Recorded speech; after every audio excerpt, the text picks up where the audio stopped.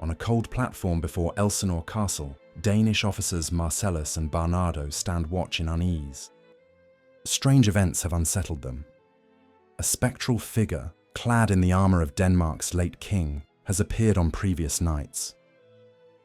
To verify this ghostly tale, they summon Horatio, Hamlet's scholarly friend, who is sceptical of such reports.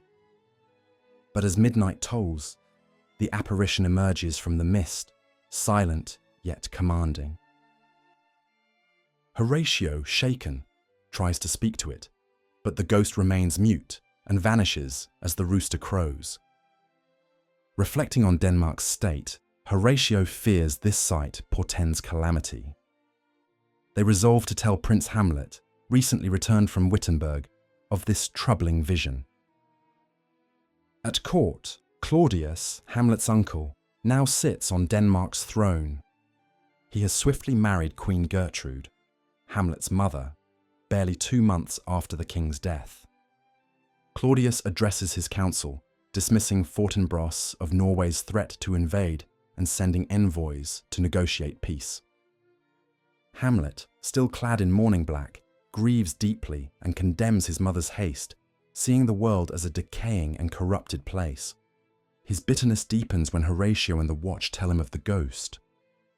Shocked, Hamlet resolves to join the watch that night, convinced that something is gravely wrong. As night falls, the ghost appears once more and beckons Hamlet away from his friends. Alone, it speaks of treachery and murder.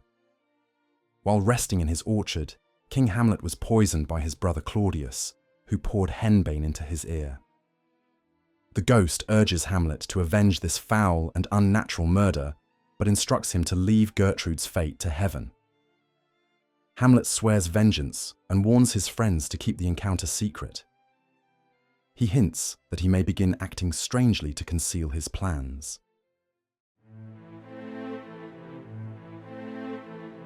Polonius, chief counsellor to Claudius, sends his son Laertes off to Paris with a flood of fatherly advice.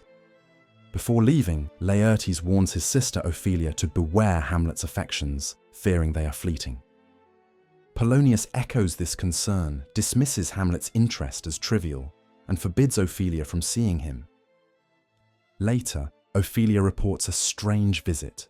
Hamlet came to her pale and dishevelled, his clothes in disarray, sighing as if life itself had lost all meaning. Polonius interprets this as the result of love madness and informs Claudius and Gertrude. Meanwhile, Claudius, troubled by Hamlet's erratic behaviour, summons Rosencrantz and Guildenstern, Hamlet's former schoolmates, to spy on him and uncover the cause of his madness. Hamlet, however, quickly realises their true purpose and challenges them on their deceit. News then arrives of a troupe of travelling actors.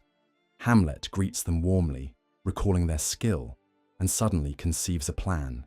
He will have them perform the murder of Gonzago, inserting lines that mirror Claudius's crime to observe the king's reaction and confirm his guilt.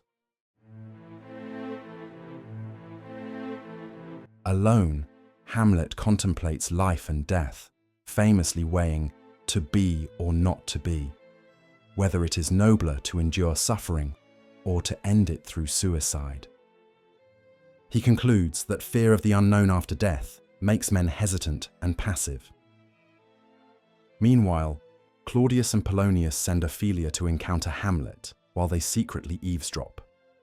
Hamlet, realizing he is being watched, turns on Ophelia in anger, accusing her of deceit and urging her to withdraw from the sinful world entirely. Heartbroken, Ophelia mourns the collapse of his once noble mind. That evening, Hamlet instructs the actors with precision on how to perform the play. As the murder of Gonzago unfolds, Hamlet and Horatio watch Claudius closely. When the poisoning scene is enacted, Claudius rises in panic and leaves the hall abruptly. Hamlet and Horatio take this as proof of his guilt.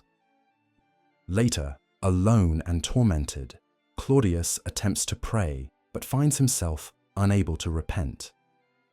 Hamlet comes upon him but refrains from killing him, believing that striking now might send Claudius's soul to heaven. In Gertrude's chamber, Hamlet confronts his mother fiercely about her marriage.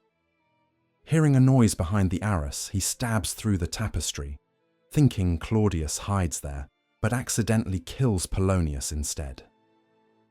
Gertrude, terrified, witnesses her son's rage. The ghost appears again, reminding Hamlet to spare his mother. Gertrude, unable to see it, believes Hamlet truly mad. Claudius, afraid of Hamlet, sends him to England with Rosencrantz and Guildenstern, carrying secret letters that order Hamlet's death. Ophelia, shattered by her father's death and Hamlet's rejection, descends into madness. She wanders the castle singing fragmented songs of love and betrayal, and handing out flowers to those around her. Laertes returns from France in a fury. Seeing Ophelia's condition and learning of his father's death, he vows vengeance. Claudius calms him and plots with him. Hamlet shall duel Laertes using a poisoned blade. As a backup, a poisoned cup of wine is prepared. News soon arrives that Ophelia has drowned. She fell into a stream, and the weight of her heavy clothes dragged her beneath the water. Two gravediggers joke darkly about death and burial rites as they prepare Ophelia's grave, tossing up old bones from the overused churchyard. One skull belonging to Yorick, the king's former jester, is handed to Hamlet. As he holds it, he remembers the jester, once so lively and funny, now reduced to bone. Hamlet reflects on how death spares no one, making all human efforts meaningless. At Ophelia's funeral, Hamlet and Laertes clash in her grave, wrestling in their shared grief and anger. Hamlet passionately declares that his love for Ophelia exceeded that of 40,000 brothers. Later, Hamlet tells Horatio how he discovered Claudius's plot to have him executed in England. Aboard the ship, he read the king's sealed letter ordering his death, secretly forged a new letter, and replaced it. The altered letter condemned Rosencrantz and Guildenstern instead.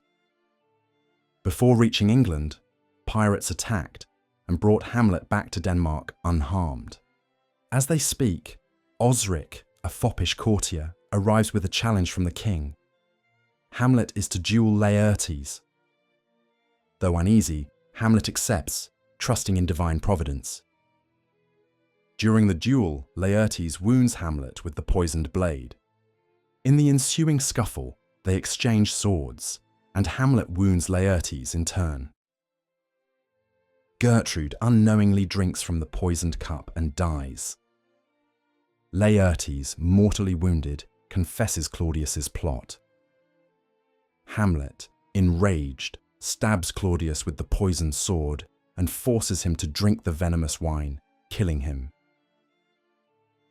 As death overtakes him, Hamlet forbids Horatio from following him into death, urging him to live and tell his story. Fortinbras, the Norwegian prince and heir to the Danish throne, enters to find the court strewn with corpses. He claims the crown and commands that Hamlet be honoured as a soldier.